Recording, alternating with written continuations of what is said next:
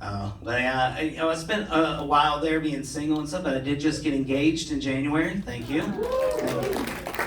Sorry to disappoint no one here. So, I do love my fiance. One of the things that people ask you, like, when you are single and stuff, is like, what do you look for in someone? What do you look for? And I've always used the coffee analogy. Like, we all know that one. I like my women like I like. Oh, I do. I like my women like I like my coffee.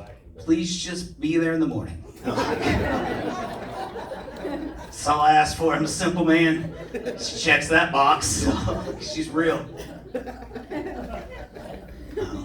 Now, one of the questions people ask you when you're in a relationship is, do you miss being single? Do you miss being... And absolutely not. Like, I don't even feel like I was single when I was. Like, I was more along the lines of lonely. Like, 'cause I feel like when you're single, like, you're out there at clubs, like, you're doing stuff like this. I don't know. Like, when you're lonely, you're doing things like looking up how close you can legally camp outside of a woman's prison. The answer's 1,200 feet, by the way. Like, I don't know. Like, if anybody was looking, like, that'd be a terrible thing for anyone to find on your Google search history. Dick chicken, and how close can you camp near? Oh, no. Like, it's great. I didn't think that our relationship was gonna work out in the beginning between my fiance and I, mainly for her medical reason. Like, she's got this thing called Planters. It's the one where you can't eat peanuts. Peanuts will definitely kill her.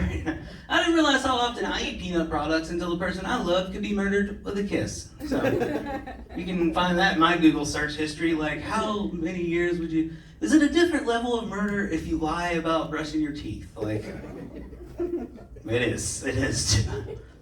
But I try to use it to my advantage because, like I told you, like, I'm an only child. So there are times when I want my alone time, and I know that's selfish to ask. Like, you can't do that and look like an adult. So I do things like when she's in the bedroom and I'm in the living room, I'll be like, hey, sweetie, you might want to stay in there for a while for your safety because I'm going to make myself a peanut butter sandwich.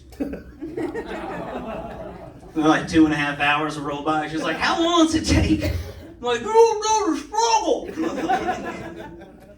You haven't been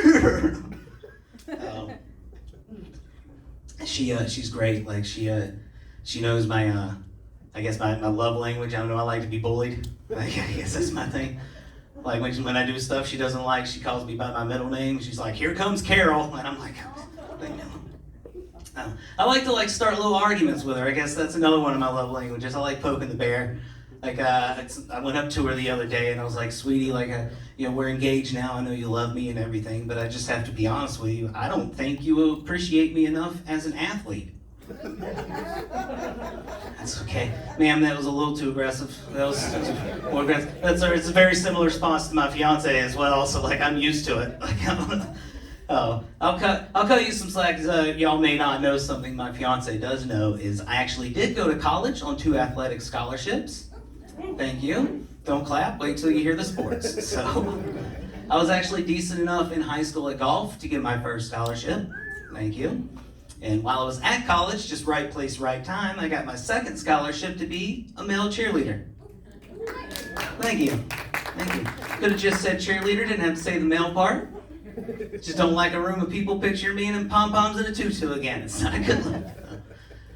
So I'm having this little argument with my fiance, and she's like, look, I'm not saying that what you went to college for, those aren't sports. I'm just saying you shouldn't put those 2 things on a job resume and complain about the results not coming in, And she's right, because the facts aren't really there. I know they're not the most athletic sports. Golf, we can all see it. You see them on TV. They're the most athletic looking people. And I'm not gonna mansplain cheerleading being a sport. I don't think that's a good look for me, no matter who I'm arguing with. So I just looked my fiance in the eyes and I said, sweetie, you know what you're being right now? You're being aggressive. Being aggressive. And that's when I realized it was a silly argument. Well, thank you very much. This has been my time.